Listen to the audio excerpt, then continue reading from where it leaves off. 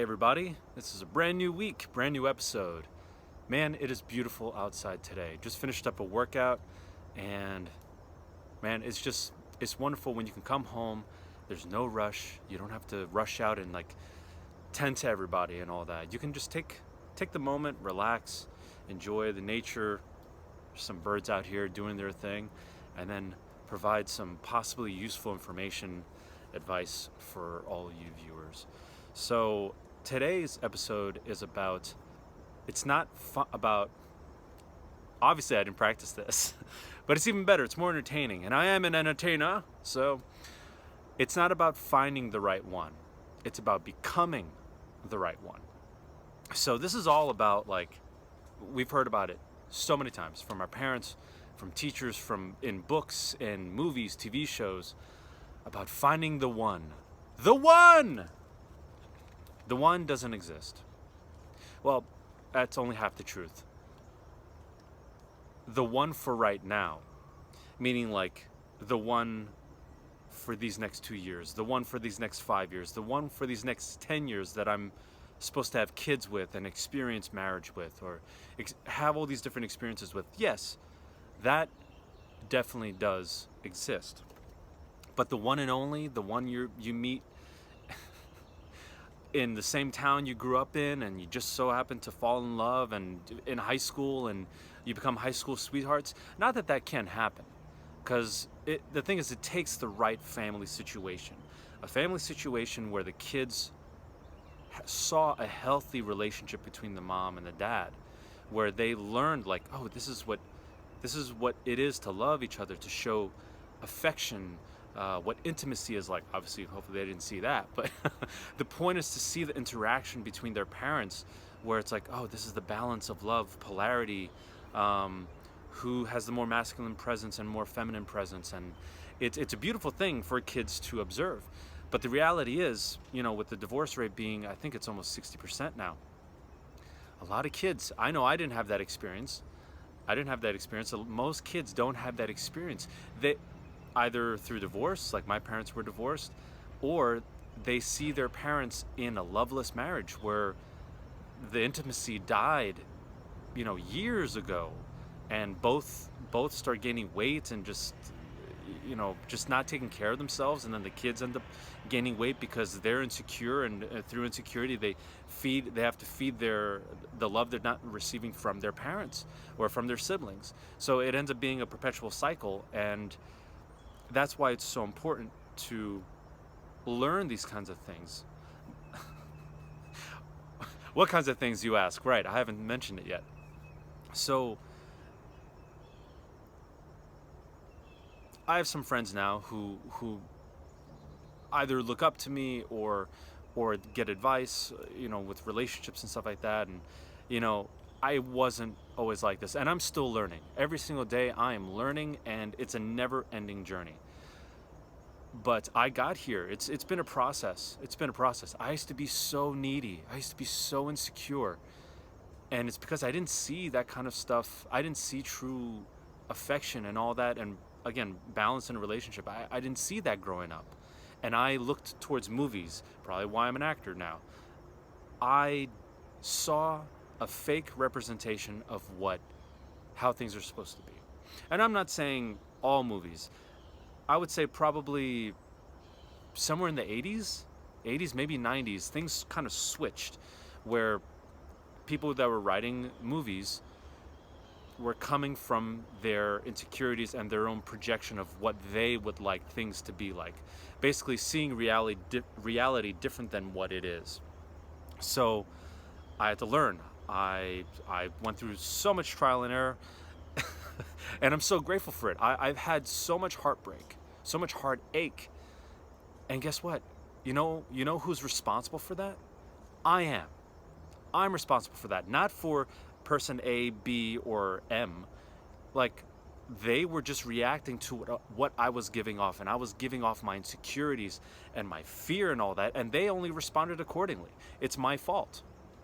So through the years, I'm just damn it, I'm done with this. I'm done Also seeking something outside of myself. Like I have to focus more on what I want to do, my purpose as a human being, as a man, just as who I am. I've got to focus on this, and at the same time learn where these insecurities are coming from and heal this shit. That's what it is. It's life is about healing the traumas that you started gaining when, heck, an infant, when you were fetus, because you hear stuff, you feel the energy from your mom, you feel the stuff around you, so you start feeling that energy and it gets stored in your body. So anyway, I'm going off on a tangent. So it's not about finding the right one, it's about becoming the right one. So there's a book that I've read now for for years now, and there's an exercise in it where basically you come up with your list of who your perfect woman, your perfect match. What characteristics, qualities would they have?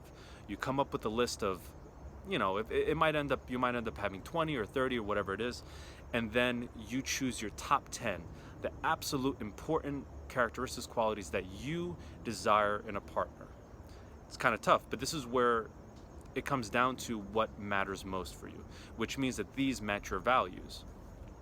And then you come up with a list of the qualities that you don't want, the ones that you're like, I can't do that. I don't want that in my life. And again, it might be 20 or 30, and then you bring it down to your top 10. Because it's very important to know what you want, so that then when you're out about in the world and you're doing your thing, you start noticing these characteristics. You're like, oh, whoa, she has a great sense of humor. Oh, she seems very confident. Oh, she smokes. Oh, man, again, no judgments, no judgments towards people that smoke, but it's just not your thing. It's cool that they do it, but it's just not your thing. So it's like, even though she has a sense of humor and she's very confident, it's like, and she's a regular smoker, it does not match who I am.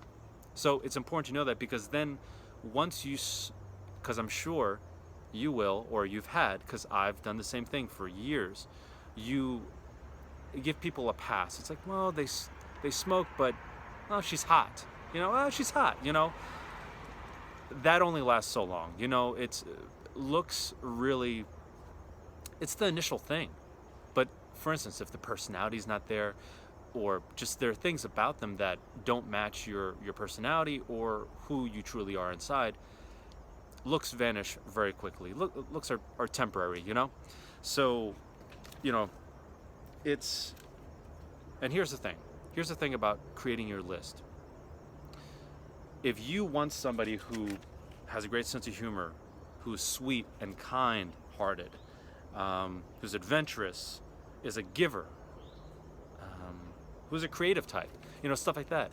If that's those are the qualities that you want in a person, and then you go out in the world and you hope to find somebody like that, if you don't exude those same qualities, it might last for a little bit with that person, but eventually they're going to lose attraction.